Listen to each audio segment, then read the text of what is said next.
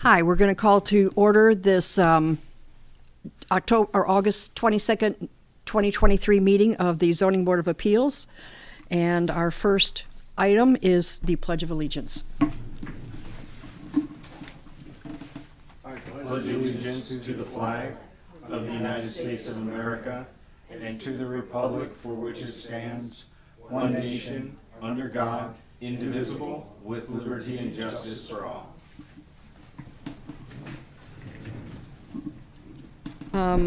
Do we have any additions or deletions to the agenda? I'm hearing none. I'm going to assume that's the case. Approval of minutes. We need to approve the minutes of the regular meeting of June 27th, 2023. Do I hear a motion? Motion to approve. Second.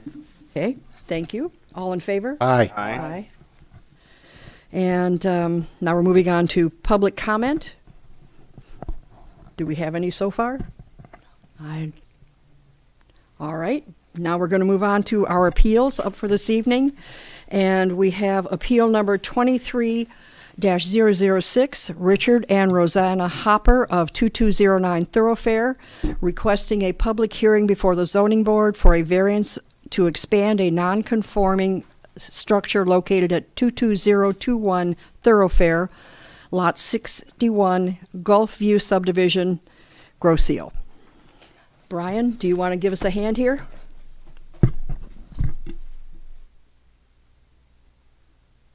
Thank you, Madam Chair. Everybody good with the mics? We can hear? All right. Okay, first case this evening. Subject property 22021 Thorofare Road. It is a waterfront lot, the east side of Thorofare. It is this guy right here, if you can see my cursor on the screen. This is the existing home. I will reference a couple of detached accessory buildings, and then this is the property here, frontage Thorofare all the way back to the canal with water frontage here. The site and the neighborhood are zoned R1B single family residential. As Chair noted at the outset here, the request before you tonight is an expansion of a non-conforming residence that does not fully comply with section 18.6A of the Township Zoning Ordinance. The background, a couple of quick points. So this home was originally built in 1953, just to give it some context. And the issue at hand is deficient spacing between residences. So if you can see here, this is the issue. I know it doesn't show great on the screen, but if you can follow my cursor. So the spacing between residents required by ordinance is 18 feet.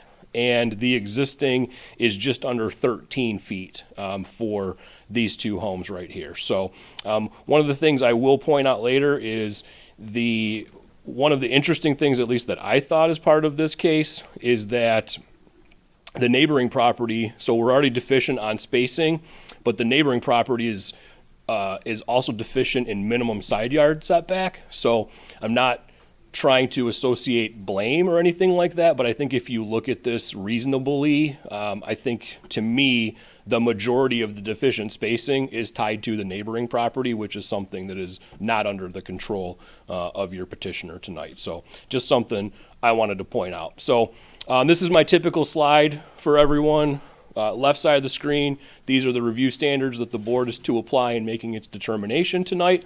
One thing I did not address yet, and make sure that our petitioners and any public here tonight do understand as well, is that under state law, to grant a variance, it takes a majority of the membership of the board. This is a 7-member body, and as you can see, we only have the minimum necessary to hold the meeting.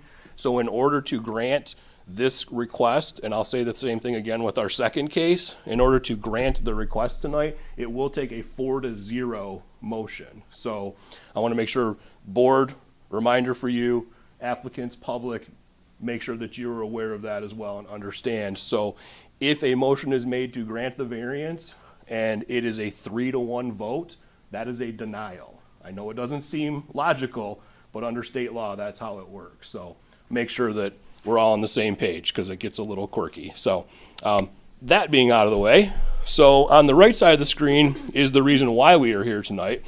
and that is 18.6A. This is the section that regulates nonconforming buildings and the ability to expand or not expand said buildings. So it's a three-pronged test. The first is that the building can only be nonconforming on one side. In this case, the only issue that we have here is the spacing between residences. So the first point is met. The second is that the nonconformity has to be at least 90% of the current requirement. So in this case, the math actually brings us out to just over 70%. So the 90% rule is not met. So that is the issue here. What is being built in terms of the proposed expansion is compliant. It does not it does not worsen or increase the existing nonconformity, and where they are building is actually closer towards the water than the neighboring residence. And I'll show you the plan momentarily, but you can see what they're building actually has more than 18 feet spacing from the adjacent property. All that being said, they are seeking a single variance tonight. That is to expand a nonconforming residence that does not fully comply with 18.6A. So this is a look at the plan. So the blue is the existing residence, and then the red highlight is the proposed expansion of said residence. I mentioned earlier in the aerial, you can see the outline here of a couple of detached accessory buildings. Those buildings are non-conforming for multiple reasons, and as part of this project, those are being removed from the property. So under the eyes of the ordinance, that's an improvement, and that is consistent with the intent of your non-conforming regulations to slowly and strategically sort of eliminate or mitigate nonconformity. So that is, again, that is viewed as a positive, generally speaking, when we're dealing with boards. And then as I alluded to earlier, you can see, so the issue is between the buildings here to here. Everything that's being built is at a point where the neighboring home jogs inward. So everything that's being built provides more than 18-foot spacing. So even though we have this existing deficiency here, everything that's being built is well over 18 feet from either of the adjoining residences. So we don't have an issue with that. One other point, just as an overall view of the project, is that, so the blue highlight here, which is the existing residence, that would be converted to garage space. So their full project is removal of the accessory buildings, conversion of the existing home to garage, and then expansion off of that with the rest of the living area, essentially the red being the residence portion of the new building, of the proposed building, I should say. And I can go back to that at any time if you want to see it. So here's just the quick renderings of the elevations. You can see it is essentially a ranch building with a walkout. The property does slope pretty significantly from street front to waterfront. So in terms of the design, it does sort of blend in well with the way the property sits. There wouldn't be any mass grading. They're not building up massively high to disrupt views or anything. It's a pretty modest proposal, in my opinion. And then here's where we can see some of that. So here's some site photos. So you can see at the top of the screen, these are the non-conforming accessory buildings that I mentioned. So these buildings would be removed. So this yellowish one and the light green one. And then same view back here. So this is from the water looking towards the street. So these are the two buildings that would be removed. This is the structure that would be converted to garage space. And then the new home, a resident portion, again, would be built sort of in this area where these accessory buildings currently are. And if you look at the bottom left, that's the deficiency. So that's that's really the reason we're here tonight, is that 12.8 foot spacing between these two homes. And I will reiterate, 5 foot of that spacing is the setback for the neighboring property. 7.8 foot of that is for this site, which does at least meet the minimum side requirement of 6 feet. So this would otherwise be a compliant residence were it not for the somewhat deficient non-conforming side yard of the neighboring property. So just wanted to point that out. Quick overview of my review letter. You do have the full report in your agenda packets, so just covering a few points. Some of these will be redundant. I apologize for that. This is a 70-year-old residence, as I noted up front. It cannot be expanded without a variance. So there really aren't any great alternatives here. You have the ability under the practical difficulty test to view something as unnecessarily burdensome. And in this case, I believe that standard is met because they do not have an option. They cannot do anything to this home other than sort of convert the internal space of what they already have. It cannot be expanded without a variance. That one variance is the minimum necessary to grant relief for the petitioner. That's under the substantial justice test. That is something we look at to make sure we don't have an excessive number or an excessive extent of variance being sought. So this is the one variance that they need for this project. They are not seeking 2, 3, 4 other variances to try to encroach in other places. So I do feel substantial justice is being upheld.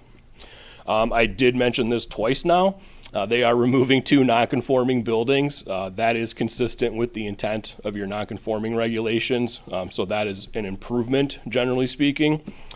This I did not mention yet. The property itself is actually also a non-conforming lot. So we have a non-conforming building and non-conforming accessory buildings on a non-conforming lot. So the issues with the lot itself are it is narrow, it is deficient in width. I believe it's a 50-foot lot. This is an 80-foot district. So you can see again what that kind of does to the property in terms of its narrowness. And it is also deficient in lot area. This is an 18,000 square foot district, and I believe the number is in the 12 to 13,000 square foot range. Oh, apologize, 14,680.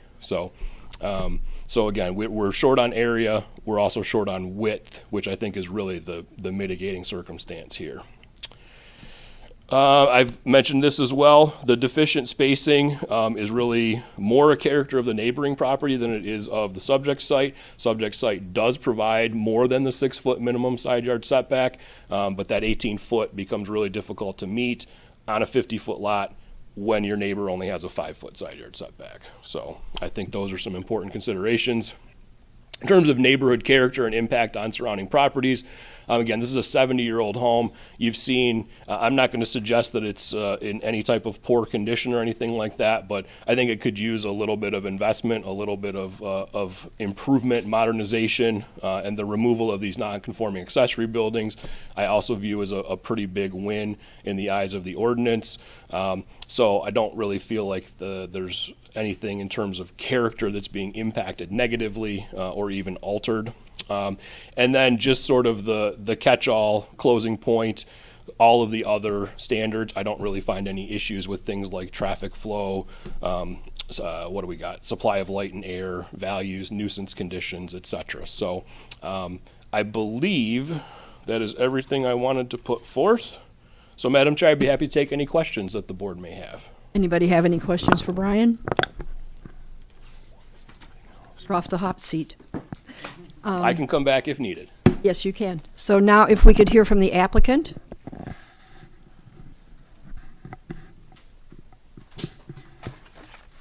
Hi, everyone. Thanks for taking the time to hear us today. We live directly to the north of this location right here, and we bought it quite some time ago. The house was in complete disrepair. We wanted to fix it up with someday having the hope of having my parents come live with us. But that way they can still stay separate enough to have their own independence, but be close by as they get older to try and help us out. They were nice enough to come in today to kind of go with us. I put together a packet to kind of see where we came from and where we're at now. And during that, what we're really trying to do is become compliant and trying to make it nicer. You can see the outbuildings that were there. We're trying to just basically replace where those garage and outbuildings are with a house. We want a ranch style house that's easy for living, not many stairs, and just trying to make it something that is appropriate for the neighborhood. We talked to our different neighbors, they're in support of it. We don't have any choice but to go backwards in such a narrow lot. I mean, we'd like to try and do some of the things if we could, but unfortunately we can't. I put together the packet. It pretty much stated all of our articulated things that we were concerned with or why we can't be conforming the way that we would like. But I'd be happy to answer any questions. Anybody, any questions from the board? I just have one question. Sure. You said in the packet that you wanted a ranch-style house. Is it going to have a second story on it? Looked at the plan, it looked like that was a We put that roof peak on there so that we'd have a little bit of attic space, because right now. attic space. That's Yeah, fine. That's, when you look at it, it really looks like a garage to me. And we're trying to do something to break the character of looking like at a garage and to give it a little bit of storage space to go with it. So it's just gonna be a regular ranch-style house. Okay. And we just wanna try and make it so that we have enough space there, but also some storage to go with it. And then our goal too is to take it and put landscaping in and make it so that it's pretty for everybody. John, do you have something? Just a comment that you did a nice job of preparing materials for Thank you. ZBA. Well, I appreciate Makes it. things, makes decisions very simple for us when we have good information. I'm a visual person, so you can tell me all day, but seeing pictures really helps me out a lot. So I don't know if everybody's like me, but. You know, and looking at this, I think this is perfectly fine to approve. So if you don't have anything else to say, is there any comment from the audience? All right, hearing none, I'm going to see if anybody's willing to do a motion. I'll make a motion that we approve appeal number 23006 to permit the expansion of a non-conforming building that does not fully comply with the standards of section 18.6A due to the practical difficulties associated with a 1950s house on a narrow and small lot and due to the removal of 2 non-conforming accessory buildings. Have a second? support. All in favor? Aye. Aye. Aye. Thank you so much. Go. Thank you, guys. Thank you so much and Appreciate it. have fun. Yes, Oh, we thank you. can't wait. Now the work begins. I know. Brian, thank you for I everything. think it might have helped that my mom's a massage therapist.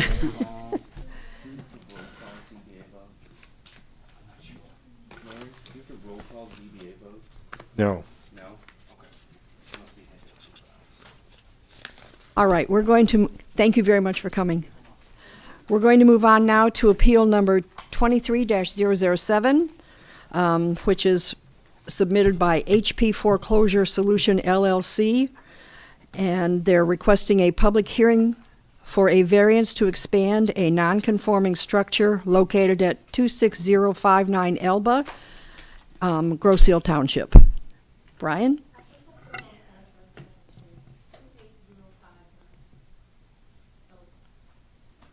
Did I misstate the address? 28059 Elba.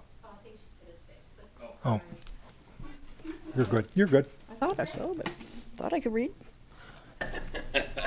Slip of the tongue. Thank you. Thank you again, Madam Chair. Yeah, we don't want to grant a variance for the No, wrong not for the wrong property. So, That would be bad. okay, 28059 Elba. you. Beautiful. Waterfront lot, east side of Elba. If you can follow my cursor on the screen, this guy right here, road frontage, water frontage, neighborhood zoned R1B single family. Very similar to the request you just heard. This is to expand a non-conforming residence. Does not fully comply with 18.6A of the Township Zoning Ordinance. This home is even older. So this home dates back to 1905 per the Township Assessor records. And the issue we're dealing with tonight is because of a deficient side yard setback. So they have a 5-foot side yard setback for the existing home that was built in 1905. Current standards are a 6-foot minimum setback. Left side of the screen, ordinance standards review standards per the ordinance, and right side of the screen. So again, this is why we're here tonight. So point number 1 of the 3-prong test is met. It is only the side yard setback that is of issue here. However, at 5 foot out of a 6-foot requirement, they are just shy of the 90-foot standard. They are, actually, I believe it's about 5 inches shy of meeting the 90% standard. So it's pretty darn close, but it's not met. So, and then the third point is what is being proposed does comply with the ordinance. So everything they're building is in accordance with current standards.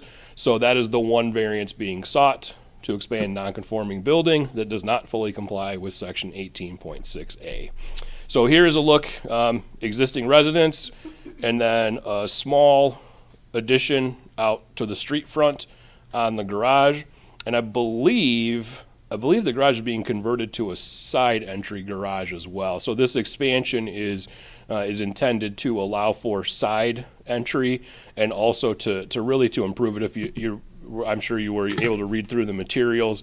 It's a pretty deficiently sized garage for modern standards. So we've run into this a couple of times where you have these really old homes, and now that people are driving bigger and bigger cars, they're just not fitting in these 100-year-old garages. So I don't know that anyone's house is older than yours. So I'm sure you can understand what I am explaining. And then right here on site plan view, that is our issue. That is a 5-foot side yard setback. 6 foot's the minimum requirement. 5.4 would have met the 90% rule, but I'm going to say that a couple times tonight because I felt kind of bad making this go to ZBA, but it's what had to be done, so I got to do my job. So here's a couple looks at the proposal. So again, pretty modest expansion of the garage. You can see here this would be the side view elevation, and I believe then this is the street front view. So they did incorporate at least a couple of design features. It does have some windows, and my belief is that I think it's matching the existing building, and or it's at least matching whatever else is being proposed to the exterior of this building. So it's not going to stick out like a sore thumb. It will, generally speaking, blend in pretty well, as I understand it. And then a couple more site photos. So obviously this is the street front view. As I mentioned, that's the front loaded garage currently. So the addition would be off of this towards the street, and then a conversion into side loaded garage. Middle bottom picture here. So there you can see that's the deficient side yard right in there. Neighbor's driveway runs maybe not on the property line, but pretty darn close. And then this is a view from the street front side of that same deficient side yard setback. So right there's the 5-foot issue that we're dealing with. That being said, if I did my math correctly, this is a 118-year-old residence. It's pretty impressive. And similar to our last case, they cannot expand this home without at least one variance. That is the variance they're seeking. So in terms of practical difficulty, them not being able to do anything to this home other than interior work or exterior facade remodel could be viewed as unnecessarily burdensome. And under the substantial justice test, this is the minimum amount of variance necessary to grant relief to the petitioner. So both of those standards, in my opinion, are met. What is being proposed in terms of new construction is fully compliant with the ordinance. There are no issues with setbacks, be they side, be they street front, or spacing. This is really kind of in the middle of the property, and it's a reasonably large lot that has pretty substantial spacing from either of the neighboring homes. In this case, again, the property itself does meet or exceed lot width and lot area requirements, so we don't have the narrow or small issue here, but what we have is a home that was built over 100 years ago with a 5-foot setback. So in this case, the placement of that residence is somewhat unusual. The fact that it was done 118 years ago, long before we had zoning regulations in the township, I think certainly is somewhat understandable as a unique circumstance.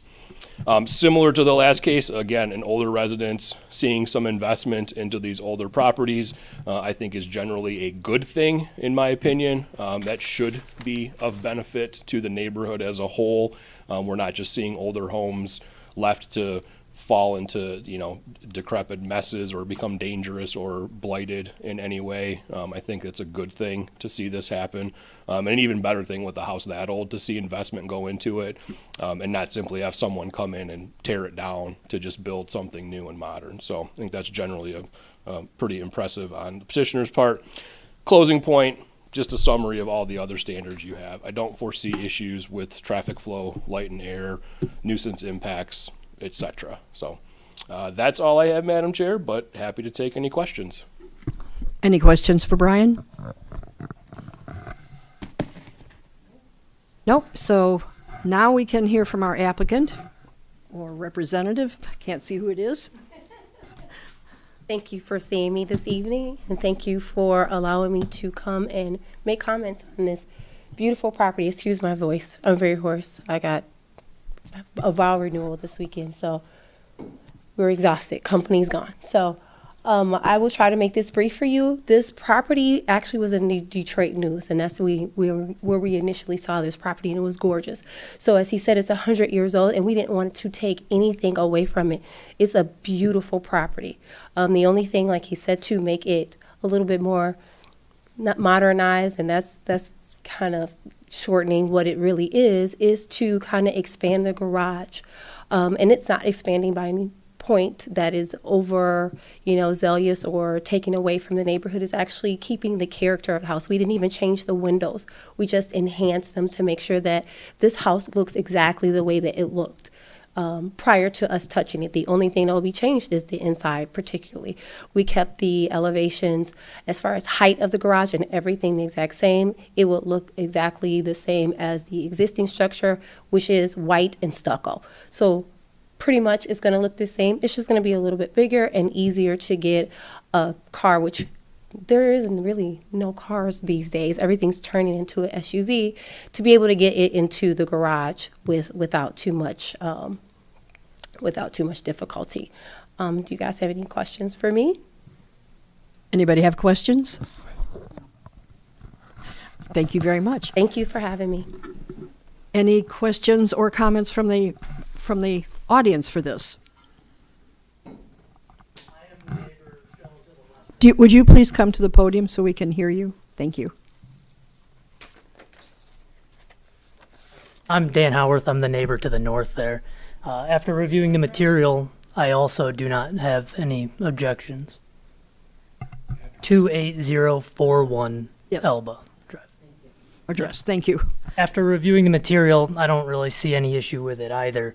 I just know that my ability to expand a garage in that what is shown as my driveway there is going to be difficult for me given the 5-foot setback. So I just look for a little bit of grace when I return maybe in a few years to build a garage myself. So nothing, I'm happy to see they're fixing up the property. It's been, worked on for how many years? Just 3 or 4 years now, from my knowledge. So it'll be really good to see that improved and make that street look a little nicer. So thank you. All right. Any questions from the board? No? All right, thank you very much. Any motions from the board? I'll make a motion to approve appeal number 23007 to permit the expansion of the non-conforming building that does not fully comply with the standards of 18.6. 18, thank you, 18.6A, due to the practical difficulties associated with a 118-year-old house with only a minor side yard setback. Do we have a second? Second. All right, can we have a vote? All in From the favor? board? All in favor? Aye. Aye. So the motion is approved, and we thank you very much for coming, and good luck getting it finished. All right, going on with our agenda, do we have any comments or miscellaneous things from the board, or Brian? I had one, I think I discussed this previous, we do need to schedule an election of a secretary for the board, because we don't have one now, and can we do that next month? Okay, great. Motion to adjourn? So moved. Oh, wait, he had a question? Well, I got two comments, quick. I noticed in previous applications, we always, on the application, the applicant gave us permission to enter the property, to view the property as part of our endeavors as board members. And there's nothing in this new application. We just revised all these plans. Right, and so I just, I didn't go on the properties because I didn't have an authorization. I wonder if we could include that in, just, okay. Is that pretty common, Brian? Properties, yeah. Okay. Yeah, I mean, I've never seen one that was not approved, but I just felt we should have that. I just in wonder if it advance. could make, if I were like, no, you can't enter my property, isn't that going to bias the board against approving my variance? Yeah, what you basically do is go up and knock on the door. Nobody answers, tour the property. If somebody answers, you speak politely to them, tell them who you are, what you're there for, and they will say yes, and you do your thing. Right. That's the way you do it. Okay, well, that could be done then, so we'd disregard that. And I just need the board to know that I will not be here during the month of September. So I don't, if there's an appeal and we're still down to this number or some number, okay, well, we'd have that. I've, Mark should be back, and so should John? Carl. Okay. Charles. right. Thank you. All right, so now we need a motion to adjourn. So moved. Support. That's it. Approve? Favor? All in Aye. favor? Aye. Aye. Aye. All right, thank you, everybody. Everybody. There we go. I got to use the gavel. Yeah.